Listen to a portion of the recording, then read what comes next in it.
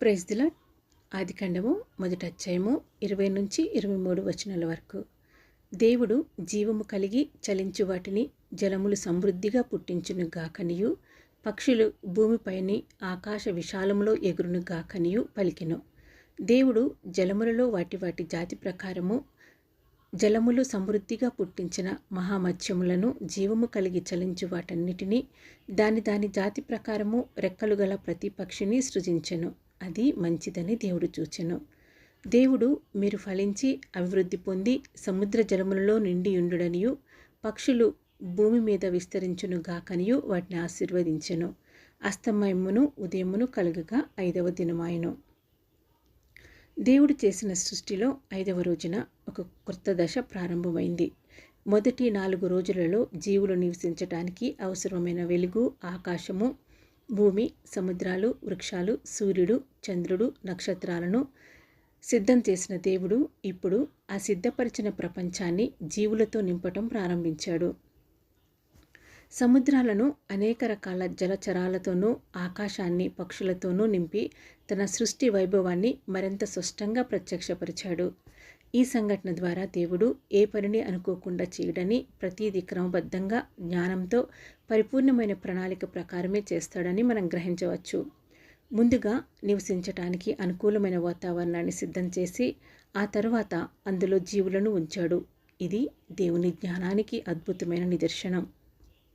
ఇప్పుడు దేవుడు మొదటిసారిగా జీవులను సృష్టించటం యొక్క ప్రాముఖ్యతను గురించి తెలుసుకుందాం.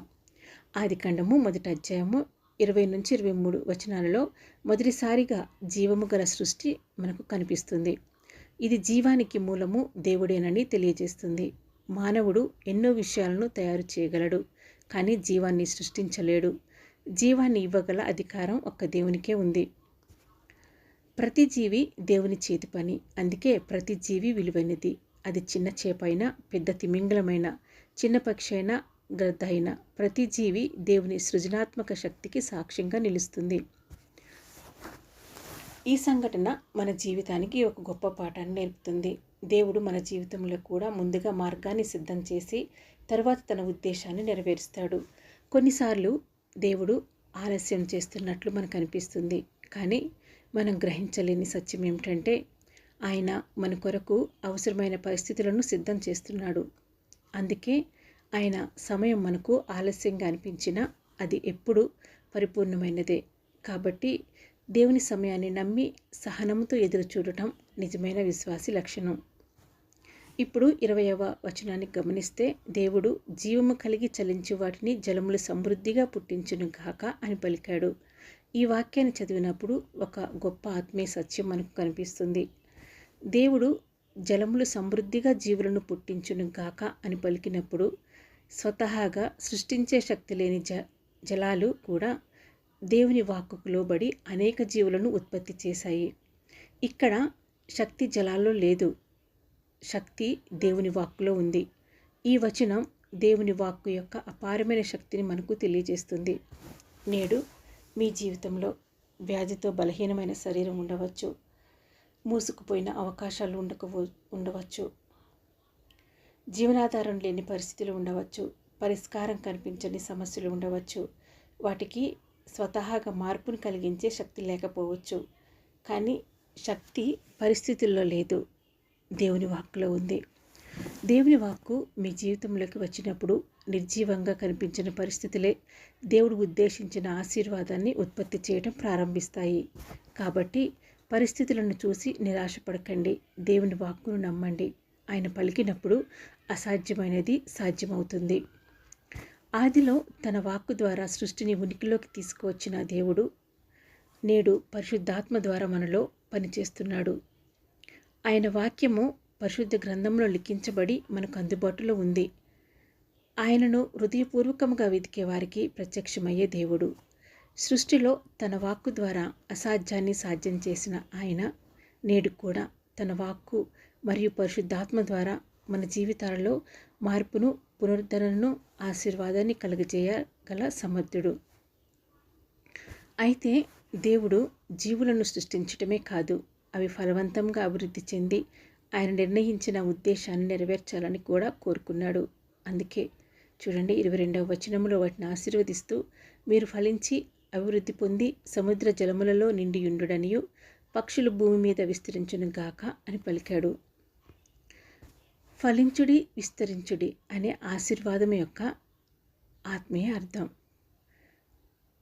గురించి ఇప్పుడు మనం తెలుసుకుందాం. అయితే దేవుడు జీవులను సృష్టించడమే కాదు, వాటి జీవితం అభివృద్ధి చెంది ఆయన నిర్ణయించిన ఉద్దేశాన్ని నెరవేర్చాలని కూడా కోరుకున్నాడు. అందుకే జలచరాలను పక్షులను ఆశీర్వదిస్తూ, మీరు ఫలించి అభివృద్ధి పొంది సముద్ర జలములలో నిండియుండుడి, పక్షులు భూమి మీద విస్తరించును గాక అని ఆజ్ఞాపించాడు. బైబిలు అంటే పరిశుద్ధ గ్రంథంలో దేవుడు జీవులను మొదటిసారిగా ఆశీర్వదించిన సందర్భం ఇదే.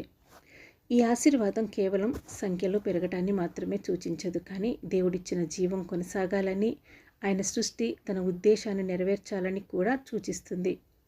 దేవుడు సృష్టించిన ప్రతి జీవి తన జాతి ప్రకారం అభివృద్ధి చెంది దేవుడు నిర్ణయించిన విధంగా జీవించాలని ఆయన కోరుకున్నాడు. దేవుని ఆశీర్వాదం ఫలితంగా జలచరాలు సముద్రాలను నింపాయి, పక్షులు భూమి మీద విస్తరించాయి. వాటి అభివృద్ధికి కారణం అవి సముద్రంలో ఉన్నాయా, ఆకాశంలో ఉన్నాయా అనేది కాదు, దేవుడు వాటిపై ఉంచిన ఆశీర్వాదమే. దేవుని ఆశీర్వాదం ఉన్న చోట అభివృద్ధి తప్పక ఉంటుంది. ఇదే సత్యం మన జీవితానికి కూడా వర్తిస్తుంది. మనం ఎక్కడ ఉన్నామన్నది ముఖ్యం కాదు, దేవుని ఆశీర్వాదం మన జీవితంపై ఉందా అనేదే ముఖ్యమైనది. దేవుని ఆశీర్వాదం మన జీవితాన్ని తాకినప్పుడు ఎడారి లాంటి పరిస్థితుల్లో కూడా అభివృద్ధి కలుగుతుంది. మూసుకుపోయిన అవకాశాలు కూడా తెరుచుకుంటాయి. నిరీక్షణ ఆశీర్వాదంగా మారుతుంది. కాబట్టి మనము స్థలాన్ని కాదు, దేవుని ఆశీర్వాదాన్ని వెతకాలి. ఎందుకంటే దేవుడు ఆశీర్వదించిన జీవితాన్ని ఎవ్వరూ అడ్డుకోలేరు కాబట్టి. ఈ ఆశీర్వాదం మనకు మరొక ముఖ్యమైన ఆత్మీయ సత్యాన్ని కూడా బోధిస్తుంది. దేవుడు తన పిల్లలు కేవలం ఈ భూమి మీద జీవించాలని మాత్రమే కాదు, వారు ఆత్మీయంగా ఎదగాలని, విశ్వాసంలో ఫలించాలని కోరుకుంటున్నాడు. మన మాటలు, ప్రవర్తన, ప్రేమ, విశ్వాసం, పరిశుద్ధత ద్వారా క్రీస్తును ప్రతిబింబించే జీవితాన్ని జీవించాలి. నిజమైన అభివృద్ధి మన తెలివి, శక్తి, సామర్థ్యాల వల్ల కాదు, దేవుని ఆశీర్వాదం వల్లనే వస్తుంది. అందుకే ప్రతి విషయంలో మనము ఆయన ఆశీర్వాదాన్ని కోరుతూ ఆయన చిత్తంలో నడవాలి. అయితే దేవుడు జీవులకు ఆశీర్వాదాన్ని ఇవ్వటమే కాదు, ప్రతి జీవికి ఒక ప్రత్యేకమైన స్థానం, పరిమితి, ఉద్దేశాన్ని కూడా నిర్ణయించాడు.